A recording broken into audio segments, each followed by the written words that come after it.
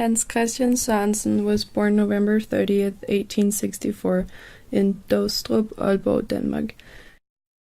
He was the sixth child of Mads and Kirsten Sorensen.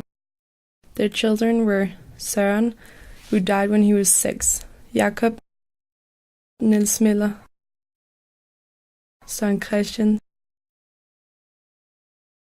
Signe, Hans Christian, Marie, and Elisa. My family lived in a rock house with a thatched roof in Denmark. Although it was after the war, Persian soldiers lived in the other rooms of the house. Signs stayed with me during the times Mother worked in the fields, and our shoes made excellent ice skates.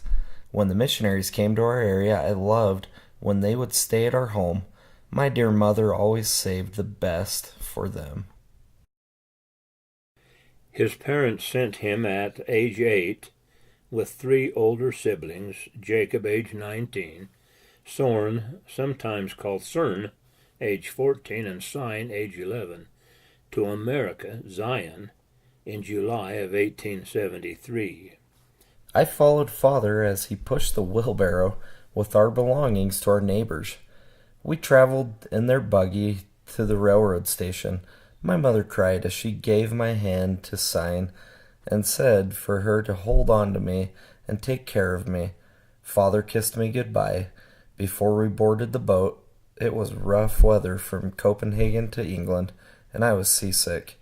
We all took a train across England, and Sign held tight to my hand as we walked the steep gangplank to the big ship. They left from Liverpool, England, and sailed across the Atlantic, landing at Castle Garden, New York. They were soon on the train going west, and arrived in Salt Lake City on the 24th of July in 1873. This was the same year his sweet Minnie, Miranda Esplin, was born in Mount Carmel, Utah. Uncle Andrew and family went to Fillmore and took Hans with them. Mads, Kirsten, and their daughters came to America on the ship Idaho and arrived in Utah a year later. I lived with Uncle Beauregard. At mealtime, my aunt would fill my plate with food, and I was to clean it every bit. I had no room for dessert, even my favorite, which was rice pudding. When I have children, I will not make them scrape their plates clean. I had many friends that came and visit and play. I learned the importance of hard work and also to enjoy games and fun. After a time, I was sent to stay with the Stephensons in Holden. I was there when Father came to bring me home.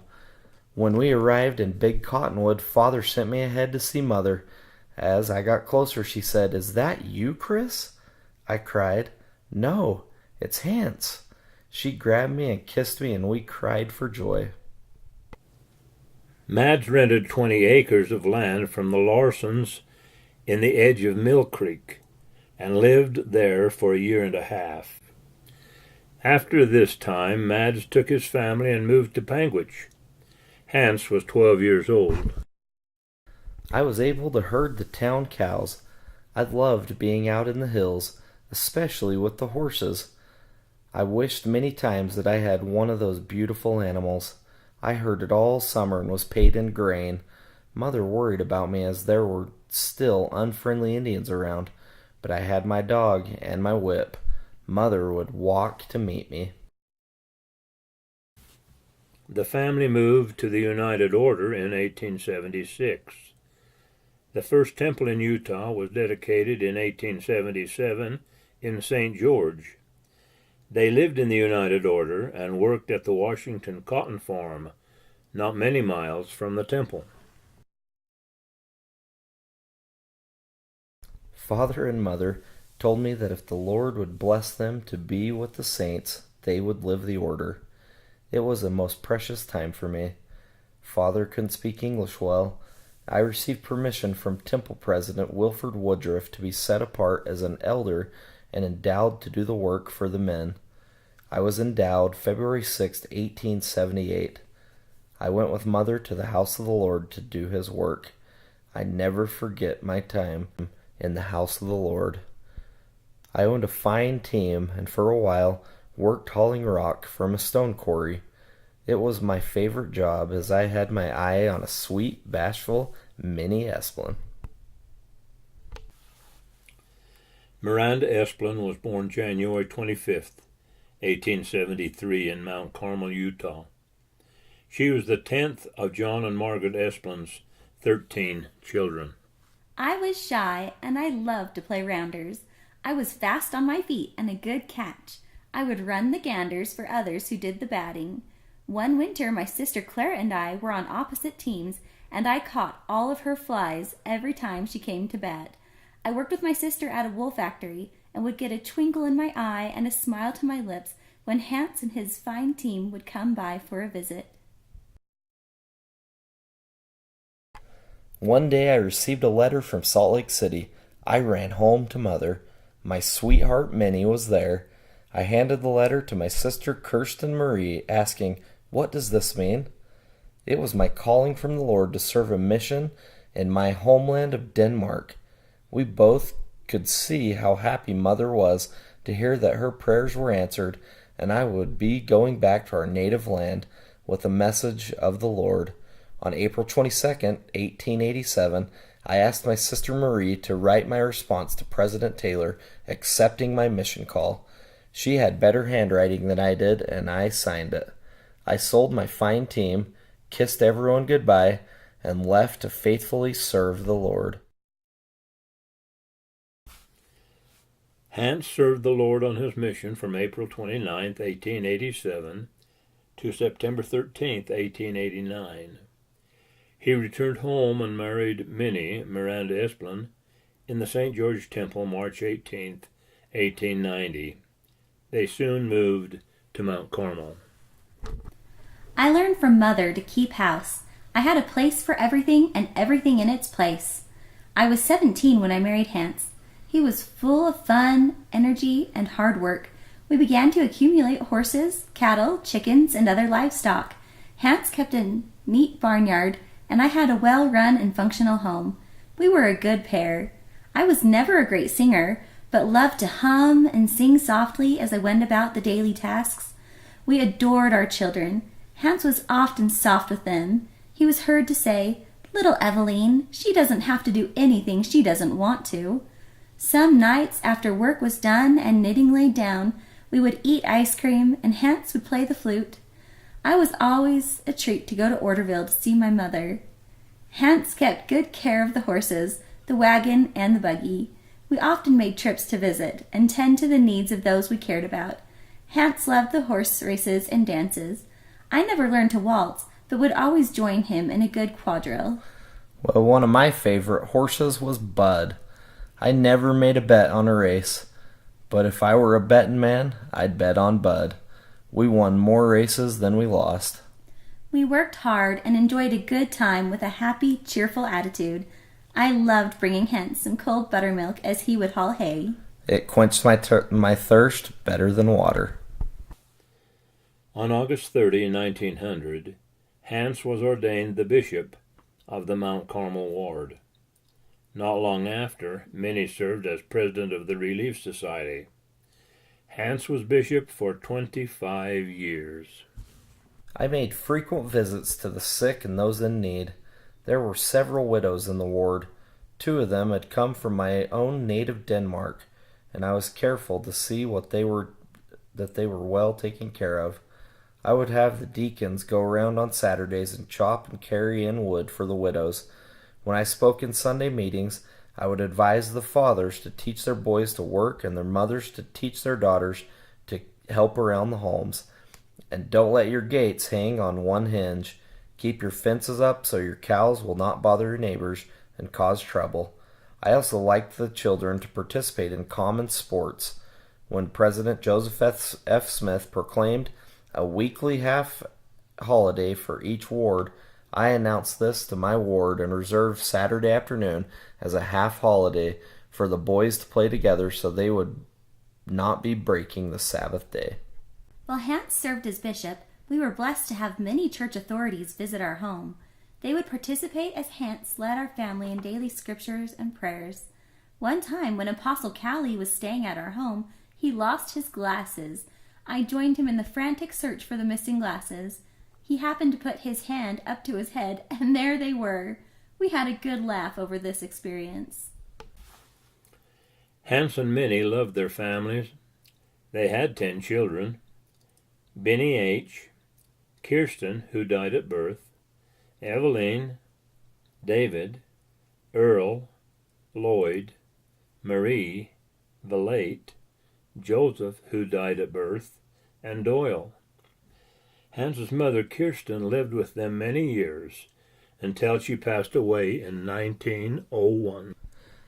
I made a good living for my family as a stockman and a farmer. I was the bishop of the Mount Carmel ward, and we were both active in our citizenship. We had a large garden with plenty of potatoes, a lovely orchard, plenty of milk, butter, cream, and eggs. Hans served as a grand juryman, and I always voted. Family is important to us. I remembered family birthdays. It's easy when Minnie and Benny's are on the same day. And I never forgot the day that Minnie and I were married. I wrote letters to my siblings and enjoyed taking care of Mother. Hans kept bees. As a family, we enjoyed gathering honey and eating the honeycomb. The girls and I would make honey candy. And I tied the veil over your wide-brimmed hat to keep those bees from stinging you. I liked talking to the boys in the morning before work began and seeing the boys playing ball when the work was done. It was great when we did the washing together. The times we went sleigh riding, drove up to stay with my mother, and our trips to the temple in St. George. I remember going to Salt Lake City to Mutual Jubilee and the Scandinavian Jubilee. I meet my sister Maria, and we were pleased to see each other. Many a good shake was indulged by old friends and acquaintances, as we had a good meeting in the forenoon and afternoon. It was 50 years since Erastus Snow landed in Copenhagen. You loved talking about Denmark. My life has been spent with great desires to be an effective steward, to be committed to my beloved family, and an able servant of the Master.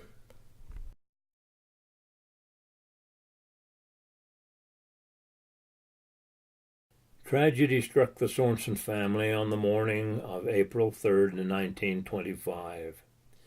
Hans saddled a horse for his daughter Valate, so she could ride it on a trip the school had planned that day. He waved goodbye to her and then went to tend the irrigation water in the lower field. Many wondered why he hadn't returned home. He was found dead and brought home by his son Earl and David Stevens.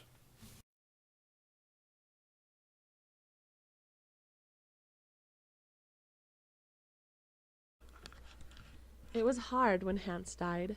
I wanted to speak with him just one more time. I cried and cried for a long time. I knew there was much to do, and it helped to get to work. I was very lonely after he passed away, but I loved having my family around and visiting those places farther away. I lived in my own home many years, watching my grandchildren follow me on egg hunts, carrying the chip bucket, and eating blueberries. One of my great joys was to read and study the word of the Lord. I loved to just sit in my chair and read passages of the Savior.